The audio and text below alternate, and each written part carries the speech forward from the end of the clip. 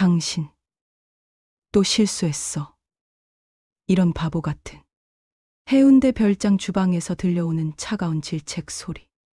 그 순간 가사도우미가 고개를 숙이며 귀 뒤로 머리카락을 넘기는 순간 대한민국 최고 변호사 도윤의 세상이 무너졌습니다.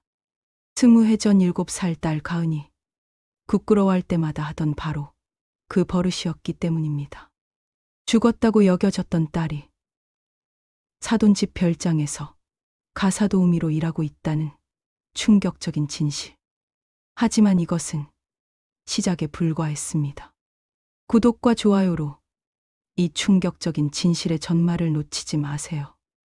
도윤은 해운대 별장 거실에서 손에 든 와인잔이 떨리는 것을 느꼈습니다. 방금 전까지만 해도 평범한 가족 모임이었어요. 아들 서준의 검사 승진을 축하하는 화목한 자리였죠. 도윤 형님, 오늘 정말 기분 좋은 날이네요.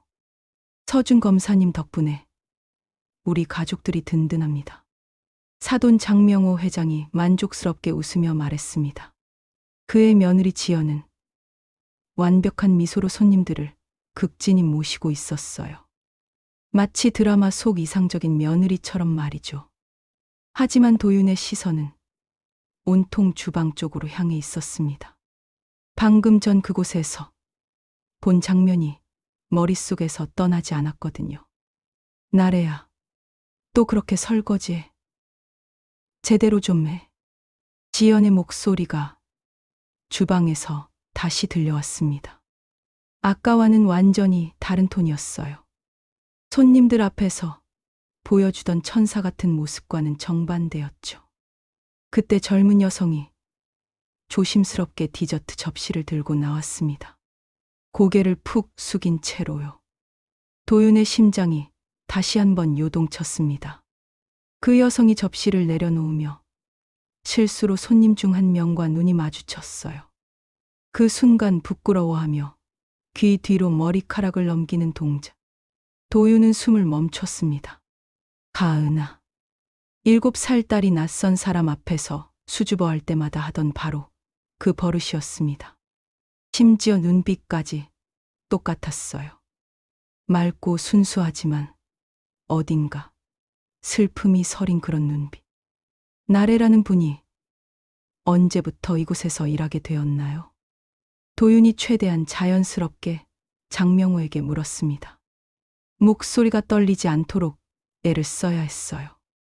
아, 그 아이요.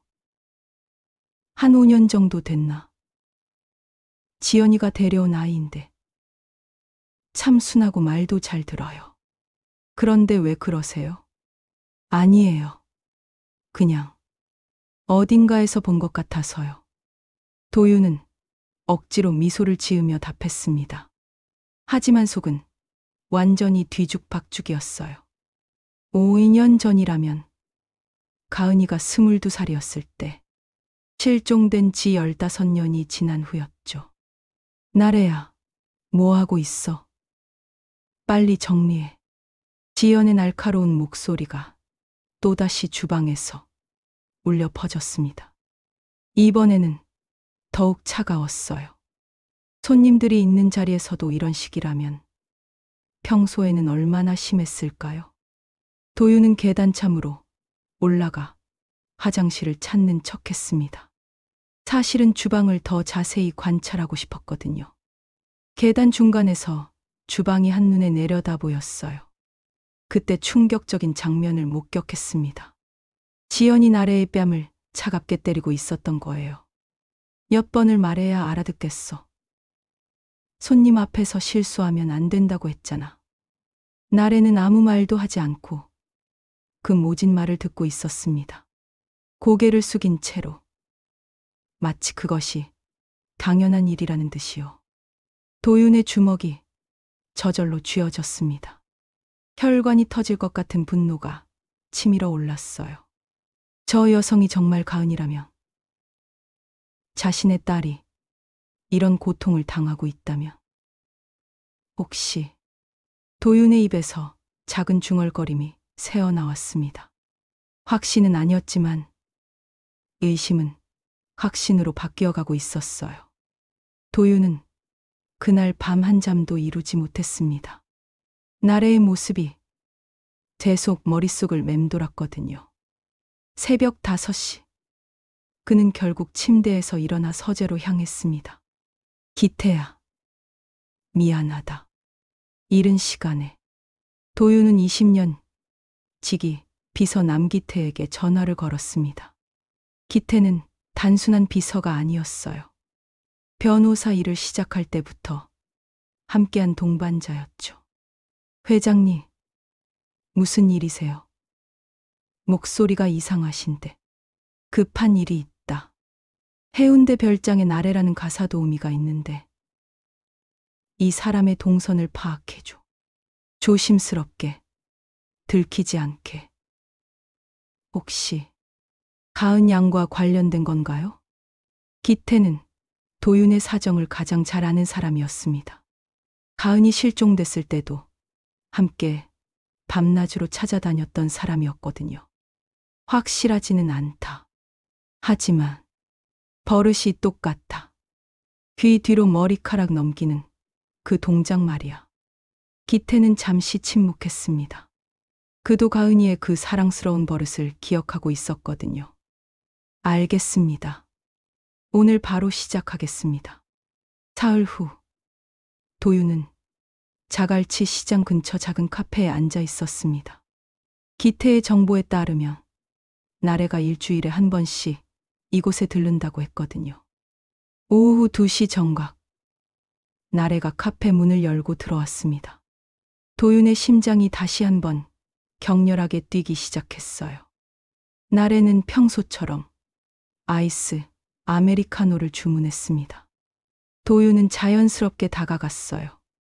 실례합니다. 혹시 별장에서 일하시는 분 맞나요? 지난번에 뵌 것 같은데. 나래가 고개를 들었습니다. 가까이서 본 얼굴은 더욱 확실했어요. 코끝의 작은 점, 살짝 처진 눈꼬리. 모든 것이 가은이와 일치했습니다. 아, 네, 맞습니다. 안녕하세요. 목소리마저 어린 가은이가 성장한 모습 그대로였어요. 조심스럽고 예의 바른 톤이었죠. 커피 한 잔 같이 하실까요? 혹시 괜찮으시다면. 나래는 잠시 망설였습니다. 하지만 도윤의 따뜻한 미소에 조심스럽게 고개를 끄덕였어요. 감사합니다. 대화는 조심스럽게 시작됐습니다. 도윤은 나래의 반응을 세심하게 관찰했어요. 질문에 대답하는 방식, 단어를 선택하는 패턴, 심지어 웃을 때의 표정까지. 어렸을 때 부산에서 잘하셨나요? 잘. 기억이 안 나요. 어릴 때 일은. 나래의 답변이 애매했습니다. 하지만 그 순간 뭔가 슬픈 그림자가 스쳐 지나갔어요. 가족은 어떻게 되세요? 가족. 나래가 잠시 멈췄습니다. 잘 모르겠어요. 지연 언니가 저를 돌봐주세요. 도윤의 가슴이 무너져 내렸습니다. 자신의 딸이 가족도 기억하지 못한다니. 대체 무슨 일이 있었던 걸까요? 혹시 좋아하는 동화책이 있나요? 갑작스러운 질문이었지만 도윤은 확인해야 했습니다. 가은이가 가장 좋아했던 건 은하수를 건너는 까치 이야기였거든요. 은하수. 까치. 나래가 중얼거렸습니다. 왜 그런지 그 단어들이 마음이 따뜻해져요. 도윤의 눈에 눈물이 고였습니다. 틀림없었어요. 저 여성이 바로 자신의 딸 가은이었습니다. 그때 나래가 마시던 머그컵에서 머리카락 한 올이 떨어졌습니다. 도윤은 재빨리 그것을 휴지로 감쌌어요. DNA 검사를 위해서였죠. 저 가봐야겠어요. 늦으면 지연 언니가 걱정하실 거예요. 나래가 서둘러 자리에서 일어났습니다. 그런데 카페 문 앞에서 지연이 나타났어요. 나래야, 뭐 하고 있어? 빨리 와. 지연의 목소리가 얼음장같이 차가웠습니다. 나래는 겁에 질린 표정으로 고개를 숙였어요. 죄송해요, 언니. 집에 가서 얘기하자. 지연이 나래의 팔을 거칠게 잡아 끌었습니다. 그때 지연의 시선이 도윤과 마주쳤어요. 당신, 우리 나래와 뭘 하신 거예요? 그냥 우연히 만나서 인사를 나눈 것뿐입니다. 도윤이 최대한 차분하게 답했습니다. 하지만 지연의 눈빛이 예사롭지 않았어요. 앞으로는 우리 나래에게 말 걸지 마세요. 이 애는 정신이 좀 약해서요. 지연이 나래를 데리고 사라진 후 도윤은 한동안 자리에 앉아 있었습니다. 분노와 안타까움이 뒤섞인 복잡한 감정이었어요. 그날 저녁 도윤의 휴대폰에 문자가 왔습니다. 당신, 뭘 찾고 있죠? 그만두세요. 발신자 번호는 표시되지 않았습니다. 도윤은 등골이 서늘해지는 것을 느꼈어요. 누군가가 자신의 행동을 감시하고 있었던 거죠. 도윤은 그 문자를 받은 후 더욱 조심스럽게 움직였습니다. 하지만 포기할 수는 없었어요. 가은이 살아있다는 확신이 생겼으니까요. 기태야, 장명호 회장이 별장을 언제 지었는지 알아봐. 그리고 리모델링 기록. 기태는 이틀 만에 결과를 가져왔습니다. 별장 자재 납품서와 공사 기록이 담긴 파일이었어요. 이상한 점이 있습니다. 회장이 2년 전에 지하 방음 공사를 했더군요. 그것도 꽤 대규모로요. 방음 공사. 도윤의 머릿속에 불길한 생각이 스쳤습니다. 왜 별장의 방음 공사가 필요했을까요? 그리고 이것도 보세요. 기태가 또 다른 서류를 내밀었습니다. 윤상우 변호사 사무소에서 장명호에게 보낸 컨설팅 용역비 청구서였어요. 매월 500만 원씩 5년간. 이게 단순한 법률 자문료치고는 너무 많지 않나요? 도윤이 서류를 자세히 살펴봤습니다. 윤상우는 장명호의 고문 변호사였지만 이런 고액의 정기 지급은 뭔가 다른 이유가 있을 것 같았어요. 나래의 외출 패턴은 어떤가? 아주 불규칙합니다. 그리고 항상 지연 씨가 동행하거나 감시하고 있어요. 마치 도망갈까 봐 걱정하는 것 같습니다. 그때 도윤의 차에서 이상한 쪽지가 발견됐습니다. 와이퍼에 끼워져 있었던 거예요. 그만두세요. 당신이 누군지 알고 있습니다. 누군가가 도윤을 계속 감시하고 있었던 겁니다. 하지만 이것은 오히려 확신을 주었어요. 숨길 것이 있다는 증거였으니까요. 기태는 며칠 후 별장의 구조도를 구해왔습니다. 건축 허가서에 첨부된 도면이었어요. 회장님, 이상합니다. 지하에 표시되지 않은 공간이 있어요. 도면을 보니 지하 1층에 작은 방이 하나 더 있었습니다. 하지만 현재 구조와는 달랐어요. 마치 숨겨진 공간 같았죠. 드론으로 주변을 촬영해봤는데 지하로 내려가는 별도의 출입구가 있는 것 같습니다. 기태가 태블릿으로 항공 사진을 보여줬습니다. 별장 뒤편 정원에 작은 철문이 있었어요. 그런데 그 문은 바깥에서는 보이지 않게 설계되어 있었습니다. 도윤은 그날 밤 잠을 이루지 못했습니다. 지하에 숨겨진 방이 있다면 나래가 그곳에 갇혀 있을 가능성이 높았거든요. 다음 날 충격적인 소식이 들려왔습니다. 기태가 망원렌즈로 촬영한 사진에서 나래의 팔에 멍 자국이 발견된 거예요. 이건 단순한 멍이 아닙니다. 수갑이나 족쇄 같은 것에 위한 자국 같아요. 도윤의 분노가 끓어올랐습니다. 자신의 딸이 감금당하고 있었던 거죠. 하지만 법률가로서 함부로 행동할 수는 없었어요. 확실한 증거가 필요했습니다. 그때 또 다른 압박 쪽지가 차에서 발견됐습니다. 마지막 경고입니다. 더 이상 파고들지 마세요. 하지만 도윤은 멈출 수 없었습니다. DNA 검사 결과만 나오면 모든 것이 명확해질 테니까요. 도윤은 그날 밤 광안대교를 바라보며 서 있었습니다. 어린 가은이와 함께 은하수, 달이라고 부르며 산책했던 그 달이었어요. 가은아, 아빠가 꼭 찾아줄게. 조금만 더 기다려. 차가운 바닷바람이 얼굴을 스쳤지만 도윤의 마음은 타고 있었습니다. 하지만 변호사로서의 이성도 놓지 않았어요. 자력구제는 안 됩니다. 반드시 법적 절차를 따라야 했죠. 새벽까지 고민한 끝에 도윤은 결정을 내렸습니다. 아들 서준에게 모든 것을 털어놓기로 한 거예요. 아버지, 정말로요? 누나가 살아있다고요? 서준은 믿기 어렵다는 표정이었습니다. 하지만 도윤의 진지한 모습을 보고는 금세 심각해졌어요. 증거가 있나요? 사진과 동영상, 그리고 DNA 검사를 의뢰해놨다. 곧 결과가 나올 거야. 서준은 검사였지만 이 사건에서는 직접 수사할 수 없었습니다. 이해관계가 얽혀 있었으니까요. 하지만 동료들에게 도움을 요청할 수는 있었어요.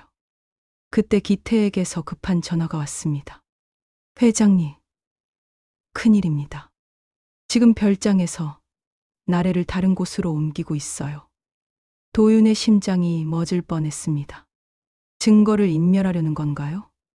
어디로 가는지 추적해. 벌써 추적 중입니다. 승용차로 부산 외곽으로 향하고 있어요. 도윤은 즉시 차에 올라탔습니다. 이번에는 정말 가은이를 놓칠 수도 있었거든요. 1시간 후 외곽의 낡은 펜션에서 차량이 멈췄습니다. 도윤은 멀리서 지켜봤어요. 지연과 모르는 남자가 나래를 데리고 펜션 안으로 들어갔습니다. 나래는 완전히 기력이 없어 보였어요. 다리를 절고 있었고 얼굴도 창백했습니다. 기태야, 즉시 신고해. 서준이에게도 연락하고. 하지만 그때 도윤의 휴대폰이 울렸습니다. DNA 검사 결과였어요. 친자 확률 99.9%입니다. 도윤의 눈에서 눈물이 쏟아졌습니다. 정말로 가은이었던 거예요. 20해 만에 찾은 딸이었습니다. 하지만 기쁨도 잠시. 지금 가은이는 위험에 처해 있었어요. 즉시 구조해야 했습니다. 서준이 동료 검사들과 함께 도착했습니다. 경찰도 함께였어요. 아버지, 이제 공식 수사로 넘어갑니다. 감금, 상해, 협박 혐의로요. 고맙다. 서준아. 도윤의 목소리가 떨렸습니다. 드디어 가은이를 구할 수 있게 된 거예요. 경찰이 펜션을 에워쌌습니다. 그리고 조심스럽게 진입했어요. 나와. 경찰이다. 펜션 안에서 소란이 일었습니다. 지연과 남자가 체포됐고 나래는 구조됐어요. 도윤이 나래에게 다가갔을 때 그녀는 혼란스러워했습니다. 아저씨, 왜 저를 도와주세요? 가은아, 나는 너의 아빠야. 나래의 눈에 뭔가 번뜩이는 것이 있었습니다. 기억의 파편이 떠오르는 것 같았어요. 아빠, 아빠라고 하셨나요? 그 순간 나래가 쓰러졌습니다. 너무 충격이 컸던 거죠. 구급차가 그녀를 병원으로 실어 날랐어요. 병원에서 의사는 심각한 얘기를 했습니다. 장기간 감금과 학대의 흔적이 있습니다. 심리적 외상도 상당하고요. 치료가 필요합니다. 도윤은 주먹을 꽉 쥐었습니다.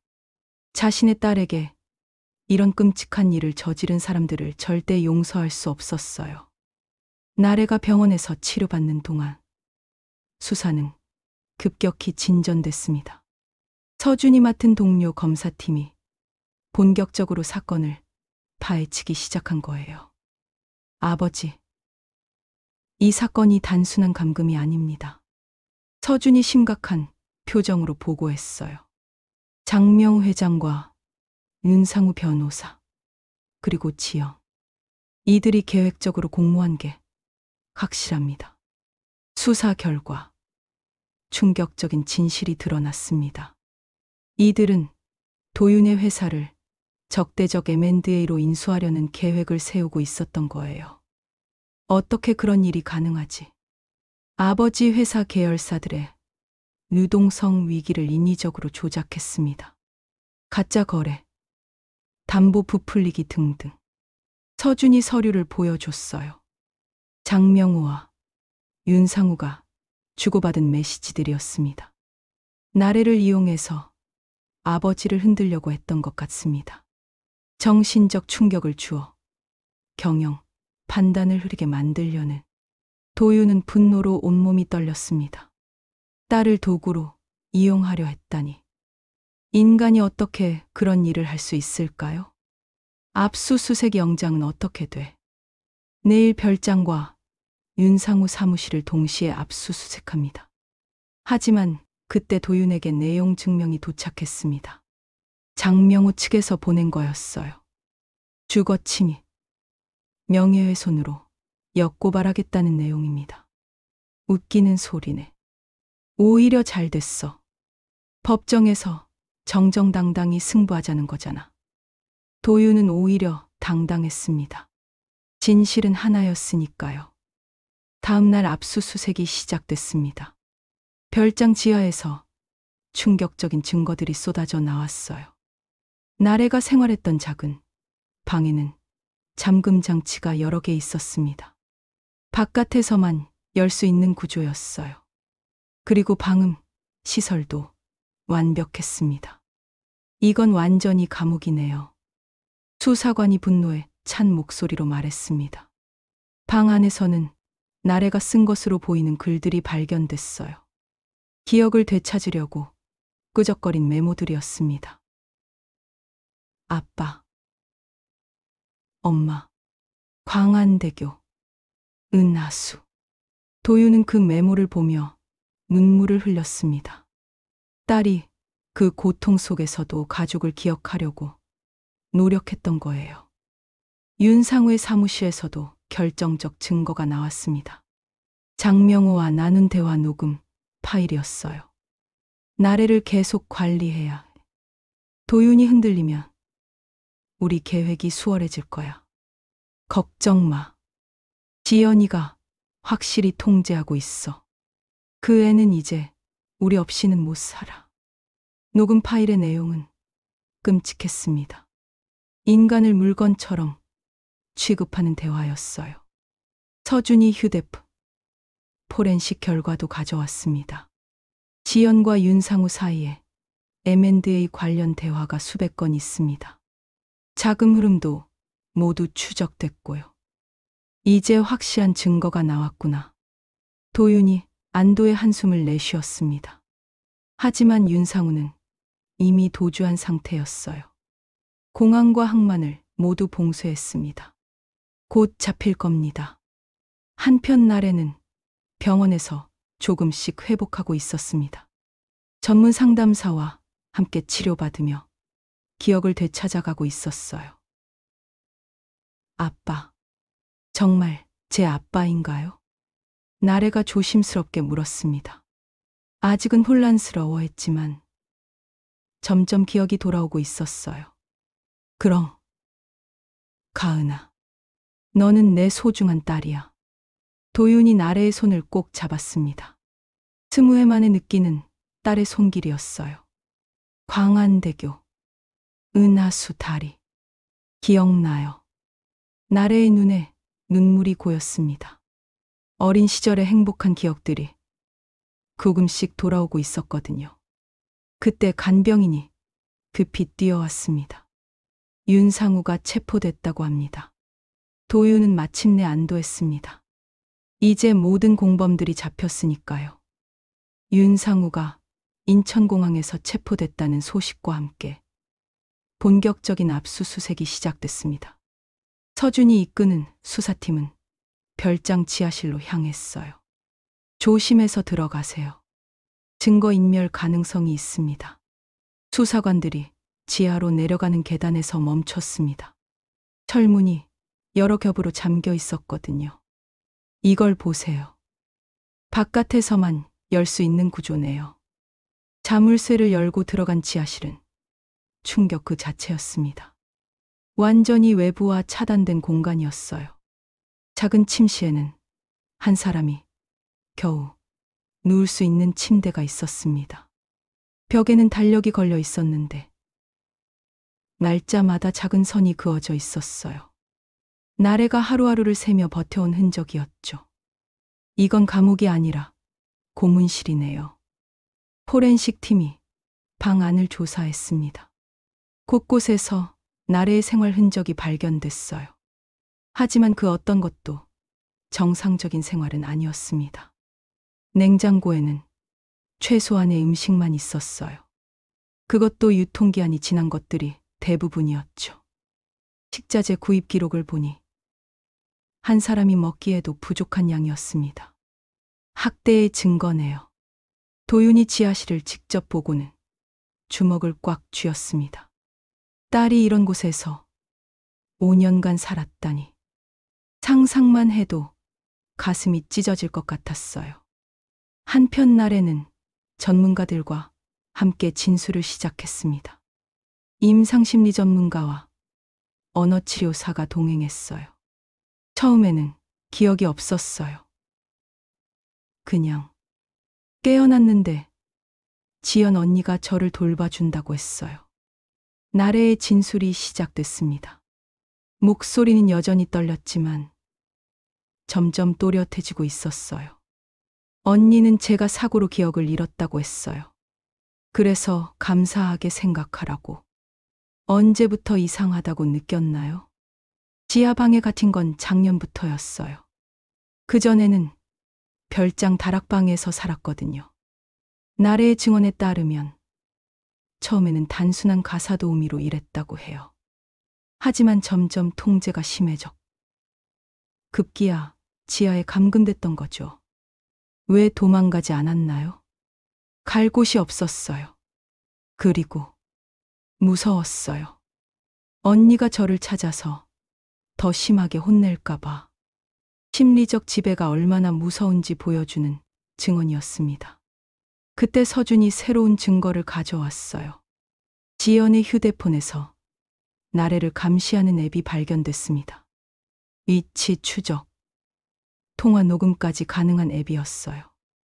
완전히 통제하고 있었구나. 수사가 진행되면서 더욱 충격적인 사실들이 드러났습니다. 지연은 나래가 기억을 되찾을까봐 의도적으로 약물을 먹였던 거예요. 병원 검사 결과 기억 손상을 일으킬 수 있는 약물이 검출됐습니다. 고의로 기억을 지운 거군요. 도윤의 분노가 극에 달했습니다. 하지만 법정에서 정의를 실현해야 했어요. 드디어 지연과 윤상우, 장명호가 모두 구속됐습니다. 감금 상해, 특경법상 배임미수, 공갈, 노동법 위반 등 수많은 혐의였어요. 체포 순간 지연은 끝까지 억지를 부렸습니다. 그 애는 우리 없인 못 살아. 제가 돌봐준 거예요. 왜곡된 소유욕과 통제욕이 적나라하게 드러나는 순간이었어요. 당신들이 저지른 일을 알고 있나요? 수사관이 냉정하게 말했습니다. 한 가족을 파괴하고 무고한 사람을 감금하고 인간을 도구로 이용했습니다. 하지만 윤상우는 끝까지 도주를 시도했어요. 검거 당시 해외 보피용 위조 여권까지 소지하고 있었죠. 끝나지 않았다. 법정에서 보자. 윤상우가 체포되면서 내뱉은 마지막 말이었습니다. 6개월 후 드디어 재판이 시작됐습니다. 전국적인 관심을 받는 사건이었어요. 실종된 딸을 스무해 난에 찾은 감동적인 이야기이면서 동시에 끔찍한 범죄의 실상을 보여주는 사건이었죠. 법정에는 많은 사람들이 몰려들었습니다. 기자들과 시민들, 그리고 이 사건을 지켜본 모든 이들이었어요. 피고인들은 감금, 상해, 극경법상 배임미수, 공갈, 노동법 위반 등의 혐의로 기소됐습니다. 검사의 기소 내용 낭독이 시작됐어요. 서준은 이해관계 때문에 직접 담당하지 못했지만 동료 검사가 완벽하게 준비해왔습니다. 첫 번째 증거는 지하실 사진이었어요. 법정 스크린에 나래가 살았던 그 끔찍한 공간이 나타났습니다. 방 청석에서 탄식 소리가 흘러나왔어요. 사람이 어떻게 저런 곳에서 살 수 있을까 하는 충격이었죠. 이 방에는 외부와 연결된 창문이 없습니다. 환기구마저 막혀 있었고 잠금 장치는 모두 외부에서만 열 수 있게 되어 있었습니다. 검사가 하나하나 설명했어요. 방음 시설, 감시 카메라, 심지어 화장실까지 감시당하는 구조였다고 했습니다. 두 번째 증거는 의료 기록이었어요. 피해자의 몸에서 장기간 학대의 흔적이 발견됐습니다. 영양실조, 비타민 결핍, 그리고 의도적으로 투여된 기억 손상 약물까지. 의료진의 증언이 이어졌습니다. 나래의 상태가 얼마나 심각했는지 구체적으로 설명했어요. 세 번째는 금융 내역이었어요. 피고인들은 피해자를 이용해 피해자의 아버지인 도윤 회장의 회사를 인수하려는 치밀한 계획을 세웠습니다. 장명호와 윤상우 사이의 자금 흐름, 가짜 거래 내역, 그리고 M&A 계획서까지 모든 것이 공개됐어요. 네 번째는 메시지 타임라인이었어요. 피고인들이 주고받은 수백 건의 메시지에는 피해자를 도구로 이용하려는 계획이 적나라하게 드러나 있습니다. 가장 충격적인 것은 지연과 윤상우의 대화였어요. 도윤이 딸을 찾는다면 우리가 먼저 보여주자. 하지만 완전히 망가진 모습으로 법정이 정적에 휩싸였습니다. 인간이 어떻게 그런 악한 생각을 할 수 있을까 하는 경악이었어요. 마침내 나래의 진술 차례가 왔습니다. 임상심리 전문가와 언어치료사가 동행했어요. 제 이름은 가은입니다. 이제 기억해요. 나래. 아니, 가은이 떨리는 목소리로 말했습니다. 6개월간의 치료로 많이 회복된 상태였어요. 처음에는 기억이 없었어요. 하지만 아빠를 만나고 나서 조금씩 돌아왔어요. 광안대교에서 함께 산책했던 기억, 은하수 이야기해 주시던 기억들이요. 가은의 진술은 일관성이 있었습니다. 전문가들의 도움으로 차근차근 정리된 증언이었어요. 지연 씨는 처음에는 친절했어요. 하지만 점점 무서워졌어요. 조금만 실수해도 때리고, 욕하고, 나중에는 지하 방에 가뒀어요. 왜 도망가지 않았나요? 갈 곳이 없다고 생각했어요. 그리고 지연 씨가 저를 찾으면 더 무서운 일이 생길까 봐요. 가은의 증언에 법정에 모든 사람들이 숙연해졌습니다. 변호인 측은 정신질환을 주장하며 감형을 요구했어요. 하지만 증거는 모든 것이 계획적이었음을 보여줬습니다. 피고인들의 행위는 단순한 우발적 범죄가 아닙니다. 5년간 치밀하게 계획되고 실행된 조직적 범죄입니다. 검사의 최종 변론이 시작됐어요. 피고인들은 한 가족을 파괴했습니다. 20년간 딸을 그리워하며 살아온 아버지의 마음을, 그리고 정상적인 삶을 살 권리를 박탈당한 피해자의 인생을 완전히 망가뜨렸습니다. 피고인들에게는 최대형을 구형합니다. 마침내 판결이 내려졌습니다. 피고인 지영, 징역 15년. 피고인 장명호, 징역 12년. 피고인 윤상우, 징역 18년. 법정에서 박수가 터져 나왔습니다. 정의가 실현된 순간이었어요. 판결 직후 도윤은 품에서 사임서를 꺼냈습니다. 회장직에서 물러나 가은이를 돌보는 데 전념하기로 한 거예요. 제8장 은하수, 다리의 약수. 1년 후 도윤은 회장직에서 완전히 물러났습니다. 대신 가은을 위한 신탁을 설립하고 전문 케어팀을 구성했어요. 서준이 법정 후견인 보조로 지정돼 든든한 지원군이 됐죠. 아빠, 오늘은 어디 가볼까요? 가은이 밝은 목소리로 물었습니다. 1년간의 치료와 사랑으로 많이 회복된 모습이었어요. 광안대교 가볼까? 우리의 은하수, 다리 말이야. 좋아요. 부녀가 손을 잡고 광안대교로 향했습니다. 예전처럼 산책하며 대화를 나누기 위해서였어요. 가은아, 미안하다. 아빠가 더 일찍 찾지 못해서. 아빠, 괜찮아요. 이제 함께 있잖아요. 가은이 도윤의 손을 꼭 잡았습니다. 더 이상 과거에 매달리고 싶지 않다는 의미였어요. 그럼 앞으로는 새로운 추억을 많이 만들자. 처음 영화관 가기. 처음 바다, 유람선 타기. 처음들이 많겠네요. 가은이 웃었습니다. 오랜만에 보는 진짜 웃음이었어요. 광안대교 위에서 부녀는 야경을 바라봤습니다. 다리 위로 차들의 불빛이 줄을 이으며 흘러가고 있었어요. 아빠, 정말 은하수 같아요. 그렇지. 다리는 떨어져 있는 것들을 연결해 주는 거야. 우리도 이렇게 다시 만났잖아. 다리는 결국 만나게 한다. 맞나요? 그래. 가은아, 우리는 다시 만났고 앞으로도 절대 떨어지지 않을 거야. 바람이 살랑 불어왔습니다. 가은이 자연스럽게 귀 뒤로 머리카락을 넘겼어요. 예전과 똑같은 버릇이었지만 이제는 부끄러움이 아니라 평온함의 표현이었습니다. 아빠, 저는 이제 여기 있어요. 진짜로요.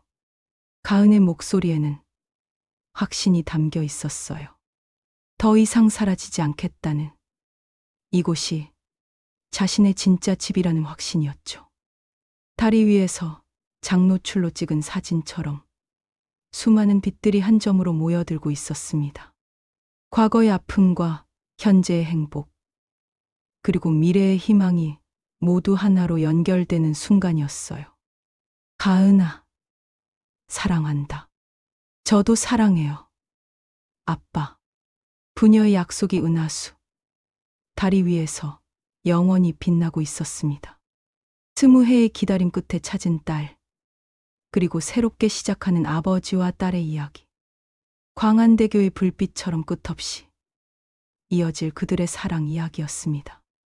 이 이야기가 여러분의 마음에 따뜻한 감동을 남겼기를 바랍니다. 댓글로 어떤 장면이 가장 인상 깊었는지 들려주세요. 그리고 구독과 좋아요를 눌러주시면 앞으로도 더욱 감동적이고 완성도 높은 이야기들을 만나실 수 있습니다.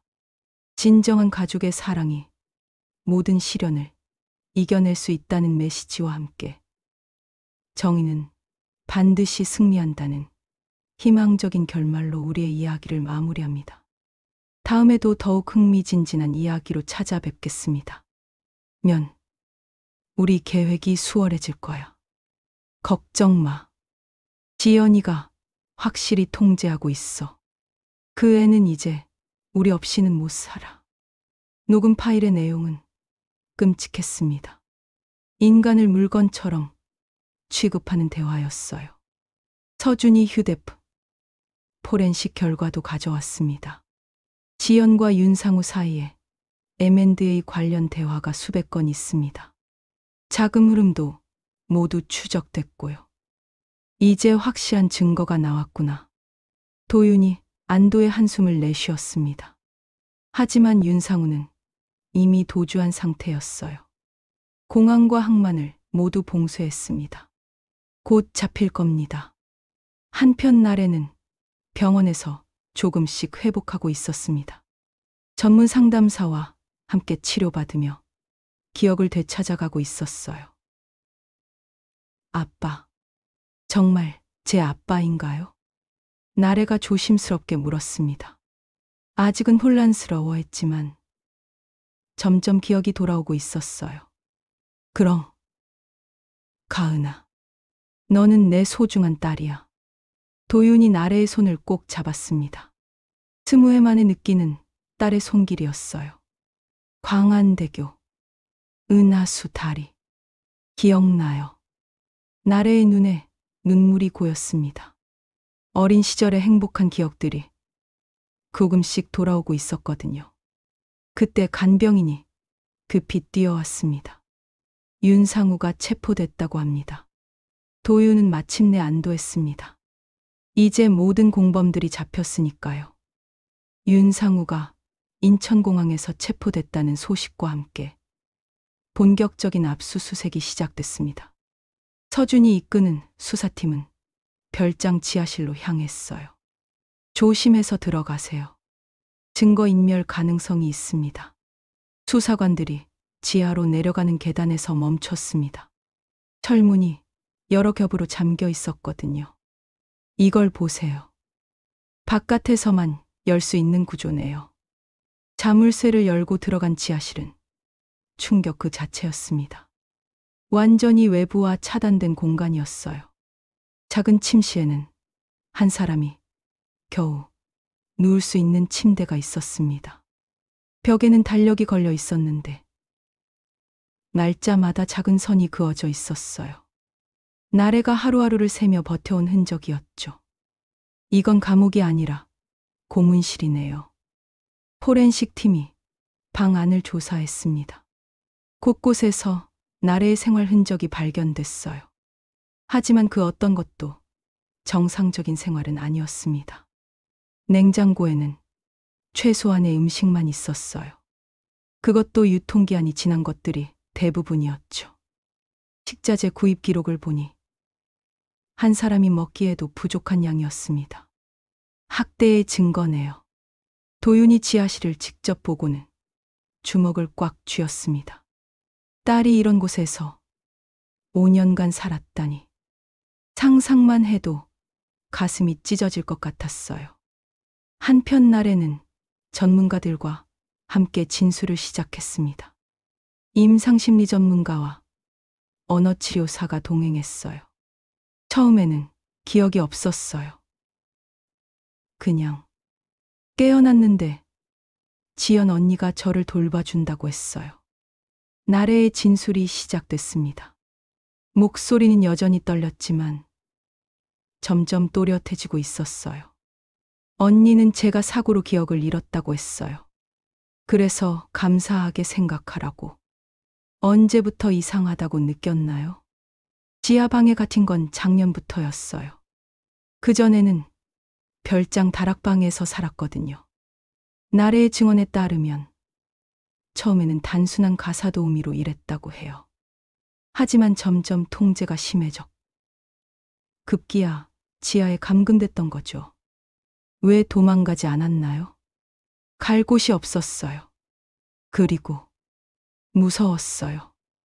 언니가 저를 찾아서 더 심하게 혼낼까봐. 심리적 지배가 얼마나 무서운지 보여주는 증언이었습니다. 그때 서준이 새로운 증거를 가져왔어요. 지연의 휴대폰에서 나래를 감시하는 앱이 발견됐습니다. 위치 추적, 통화 녹음까지 가능한 앱이었어요. 완전히 통제하고 있었구나. 수사가 진행되면서 더욱 충격적인 사실들이 드러났습니다.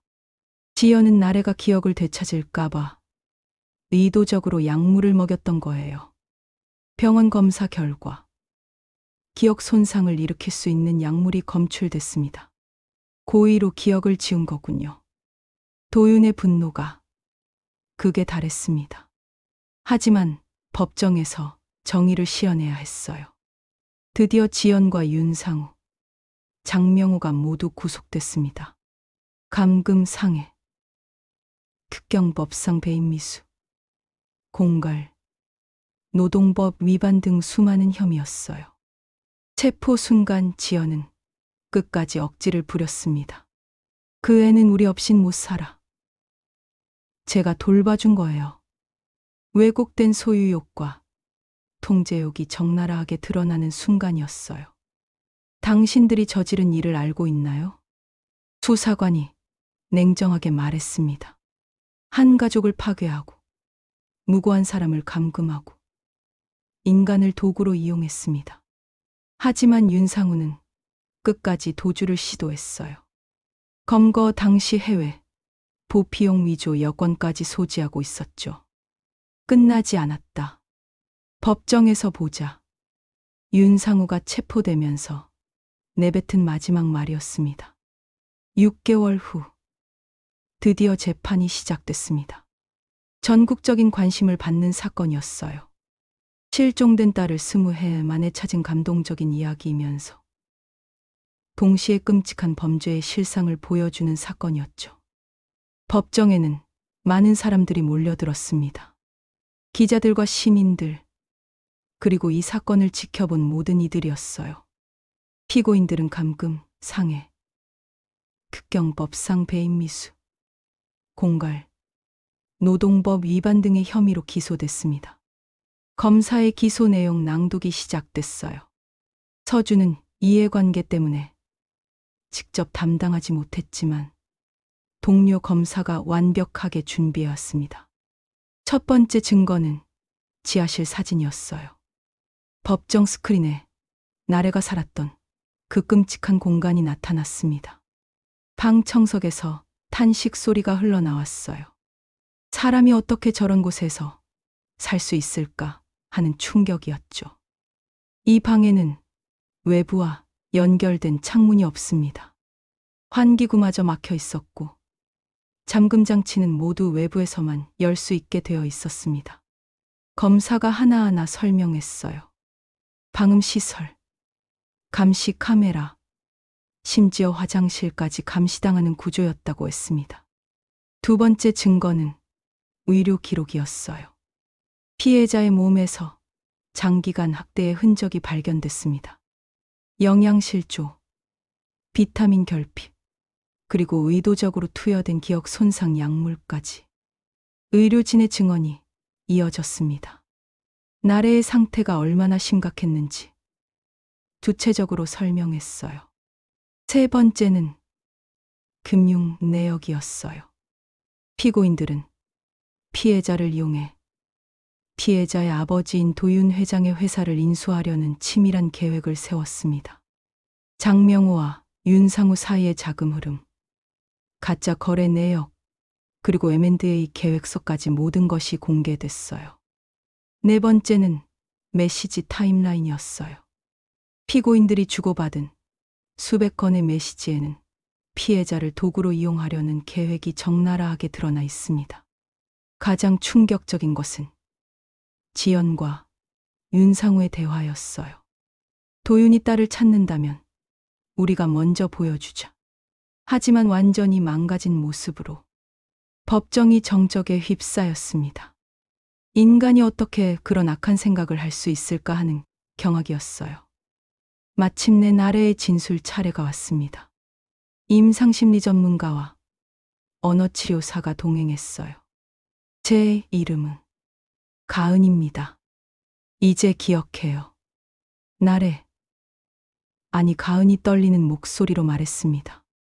6개월간의 치료로 많이 회복된 상태였어요. 처음에는 기억이 없었어요. 하지만 아빠를 만나고 나서 조금씩 돌아왔어요. 광안대교에서 함께 산책했던 기억, 은하수 이야기해 주시던 기억들이요. 가은의 진술은 일관성이 있었습니다. 전문가들의 도움으로 차근차근 정리된 증언이었어요. 지연 씨는 처음에는 친절했어요. 하지만 점점 무서워졌어요. 조금만 실수해도 때리고, 욕하고, 나중에는 지하 방에 가뒀어요. 왜 도망가지 않았나요? 갈 곳이 없다고 생각했어요. 그리고 지연 씨가 저를 찾으면 더 무서운 일이 생길까 봐요. 가은의 증언에, 법정에 모든 사람들이 숙연해졌습니다. 변호인 측은 정신질환을 주장하며 감형을 요구했어요. 하지만 증거는 모든 것이 계획적이었음을 보여줬습니다. 피고인들의 행위는 단순한 우발적 범죄가 아닙니다. 5년간 치밀하게 계획되고 실행된 조직적 범죄입니다. 검사의 최종 변론이 시작됐어요. 피고인들은 한 가족을 파괴했습니다. 20년간 딸을 그리워하며 살아온 아버지의 마음을, 그리고 정상적인 삶을 살 권리를 박탈당한 피해자의 인생을 완전히 망가뜨렸습니다. 피고인들에게는 최대형을 구형합니다. 마침내 판결이 내려졌습니다. 피고인 지영, 징역 15년. 피고인 장명우, 징역 12년. 피고인 윤상우, 징역 18년. 법정에서 박수가 터져 나왔습니다. 정의가 실현된 순간이었어요. 판결 직후 도윤은 품에서 사임서를 꺼냈습니다. 회장직에서 물러나 가은이를 돌보는 데 전념하기로 한 거예요. 1년 후 도윤은 회장직에서 완전히 물러났습니다. 대신 가은을 위한 신탁을 설립하고 전문 케어팀을 구성했어요. 서준이 법정 후견인 보조로 지정돼 든든한 지원군이 됐죠. 아빠, 오늘은 어디 가볼까요? 가은이 밝은 목소리로 물었습니다. 1년간의 치료와 사랑으로 많이 회복된 모습이었어요. 광안대교 가볼까? 우리의 은하수, 다리 말이야. 좋아요. 부녀가 손을 잡고 광안대교로 향했습니다. 예전처럼 산책하며 대화를 나누기 위해서였어요. 가은아, 미안하다. 아빠가 더 일찍 찾지 못해서. 아빠, 괜찮아요. 이제 함께 있잖아요. 가은이 도윤의 손을 꼭 잡았습니다. 더 이상 과거에 매달리고 싶지 않다는 의미였어요. 그럼 앞으로는 새로운 추억을 많이 만들자. 처음 영화관 가기. 처음 바다, 유람선 타기. 처음들이 많겠네요. 가은이 웃었습니다. 오랜만에 보는 진짜 웃음이었어요. 광안대교 위에서 부녀는 야경을 바라봤습니다. 다리 위로 차들의 불빛이 줄을 이으며 흘러가고 있었어요. 아빠, 정말 은하수 같아요. 그렇지. 다리는 떨어져 있는 것들을 연결해 주는 거야. 우리도 이렇게 다시 만났잖아. 다리는 결국 만나게 한다. 맞나요? 그래. 가은아, 우리는 다시 만났고 앞으로도 절대 떨어지지 않을 거야. 바람이 살랑 불어왔습니다. 가은이 자연스럽게 귀 뒤로 머리카락을 넘겼어요. 예전과 똑같은 버릇이었지만 이제는 부끄러움이 아니라 평온함의 표현이었습니다. 아빠, 저는 이제 여기 있어요. 진짜로요. 가은의 목소리에는 확신이 담겨 있었어요. 더 이상 사라지지 않겠다는, 이곳이 자신의 진짜 집이라는 확신이었죠. 다리 위에서 장노출로 찍은 사진처럼 수많은 빛들이 한 점으로 모여들고 있었습니다. 과거의 아픔과 현재의 행복, 그리고 미래의 희망이 모두 하나로 연결되는 순간이었어요. 가은아, 사랑한다. 저도 사랑해요. 아빠. 부녀의 약속이 은하수, 다리 위에서 영원히 빛나고 있었습니다. 20해의 기다림 끝에 찾은 딸, 그리고 새롭게 시작하는 아버지와 딸의 이야기. 광안대교의 불빛처럼 끝없이 이어질 그들의 사랑 이야기였습니다. 이 이야기가 여러분의 마음에 따뜻한 감동을 남겼기를 바랍니다.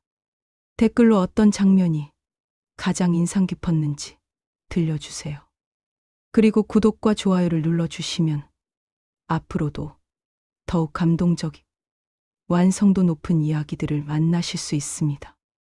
진정한 가족의 사랑이 모든 시련을 이겨낼 수 있다는 메시지와 함께 정의는 반드시 승리한다는 희망적인 결말로 우리의 이야기를 마무리합니다.